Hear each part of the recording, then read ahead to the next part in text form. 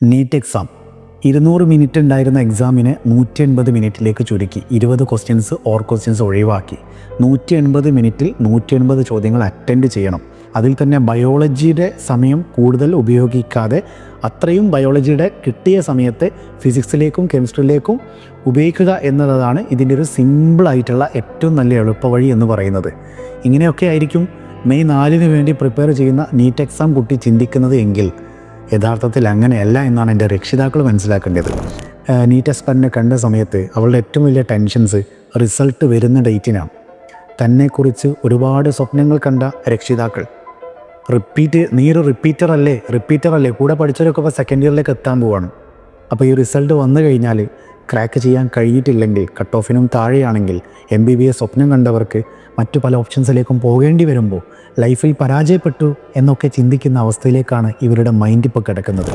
നിങ്ങൾ എന്തൊക്കെ ചിന്തിച്ചാലും ഒരു റിപ്പീറ്ററിനുള്ള എക്സ്പീരിയൻസ് സയൻസിൽ പഠിച്ച വേറൊരാൾക്കും ഉണ്ടാവില്ല. ഇതെൻ്റെ പേഴ്സണൽ എക്സ്പീരിയൻസ് ആണ് കേട്ടോ.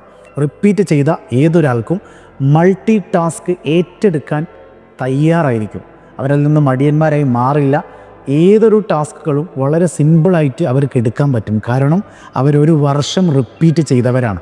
ആ റിപ്പീറ്റിലൂടെ അത് പോയവർക്ക് മാത്രമേ ആ വഴി അറിയുള്ളൂ. അത്തരം മൾട്ടി ടാസ്കിലുള്ള നിങ്ങളെ കാത്തിരിക്കാൻ ഒരുപാട് കമ്പനികളുണ്ട്. അതുകൊണ്ട് നിങ്ങളെ ലൈഫിൽ പരാജയപ്പെടുകയാണെന്നൊന്നും ചിന്തിക്കേണ്ട. സിമ്പിളായിട്ട് പോവുക, എഴുതുക, കിട്ടിയാൽ കിട്ടി, പോയാൽ പോയി, അത്ര മാത്രമേ എനിക്ക് പറയാനുള്ളൂ കേട്ടോ. ശരി.